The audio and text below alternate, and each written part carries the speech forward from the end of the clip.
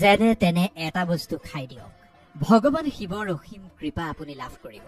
আপোনাৰ মনোকামনা নিশ্চিতভাৱে পূৰ্ণ হ'ব। কাৰণ এই সোমবাৰে আপুনি ভগৱান মহাদেৱক তুষ্ট কৰাৰ এক পূৰ্ণ সুযোগ আছে।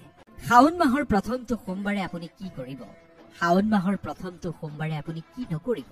শাওণ মাহৰ প্ৰথমটো সোমবাৰে আপুনি কি বিশেষ বস্তু খাব লাগিব? সেই সকলোবোৰ থাকিব এই ভিডিঅ'টোত। শিৱ ভক্তসকলৰ কাৰণে শাওণ মাহটো খুবেই পবিত্ৰ। এই শাওণ মাহৰ কাৰণেই ভক্তসকলে বছৰ জুৰি অপেক্ষা কৰি থাকে। শাওণৰ এই পবিত্ৰ মাহত পূজা পাঠ ব্ৰত আদি যদি আপুনি কৰিবও নোৱাৰে, তেন্তে এই পবিত্ৰ বিশেষ বস্তু কাকো নোকোৱাকৈ মনে মনে আপুনি খাই দিয়ক। সেই বিশেষ বস্তুটো খোৱাৰ লগে লগে আপোনাৰ জীৱনত চলি থকা সমস্ত দুখ কষ্ট বা সমস্যা নিমিষতেই দূৰ হৈ যাব। আপোনাৰ জীৱনত যিবোৰ সমস্যা চলি আছে সেই বিশেষ বস্তুটো খালেও হ'ব। কথাটো তেনেকুৱা নহয়। ভগৱানৰ প্ৰতি শুদ্ধ ভক্তি থাকিব লাগিব। ব্ৰত মানুহে কিয় কৰে সেয়া আপুনি বুজি পাব লাগিব। কিন্তু সেইখিনি যদি কৰিবও নোৱাৰে, তাত যদি আপোনাৰ কিবা সমস্যা আছে, তেন্তে এই এটা বস্তু খালেও আপুনি যথেষ্ট শুভফল লাভ কৰিব।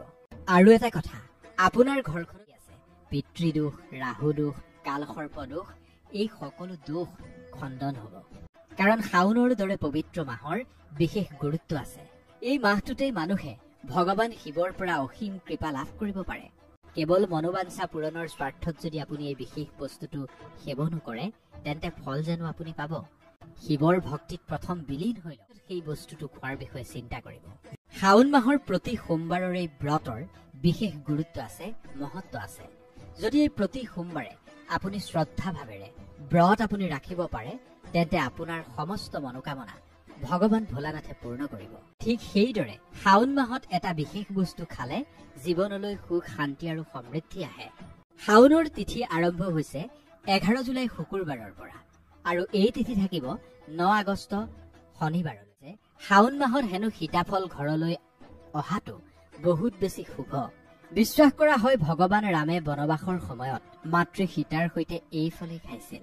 শাওণৰ এই পবিত্ৰ মাহত যদি সীতাফল আনিব পাৰে, তেন্তে ঘৰখন দুখ দৰিদ্ৰতাৰ পৰা বাচি থাকিব। এনেকুৱা কৰিলে ভগৱান ভোলানাথ অতি প্ৰসন্ন হয় আৰু তেওঁ আপোনাক দুহাতেৰে আশীৰ্বাদ প্ৰদান কৰে।